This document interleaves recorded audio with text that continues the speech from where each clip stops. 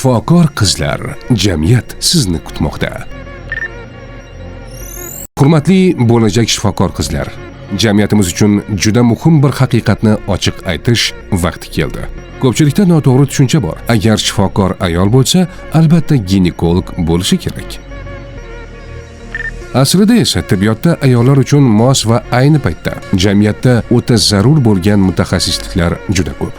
Masalan, xalq orasida bavosil, gemoroy juda keng tarqalgan. Bu kasallik faqat erkaklarda emas, ayollar orasida ham juda ko'p uchraydi.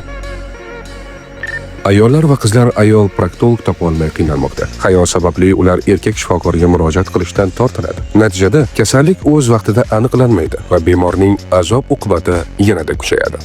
Bugun erkak proktologlar nisbatan yetarli, ammo ayol proktologlar juda kam. Shu sababli jamiyatimizda ayollar uchun ayol shifokorlar, ayniqsa ayol proktologlar nihoyatda zarur. Hurmatli bo'lajak shifokor qizlar, mutaxassislikni tanlash bu shunchaki kasb emas, balki katta mas'uliyatdir. Ayollar va qizlar uchun nafaqat ginekologiya, balki jamiyat eng ko'p muhtoj bo'lgan inson sog'ligi va hayotini saqlab qolishga xizmat qiladigan boshqa tibbiy yo'nalishlar ham muhimdir. Salomatlik va strategik rivojlanish instituti ijtimoiy tarmoqlariga obuna bo'ling.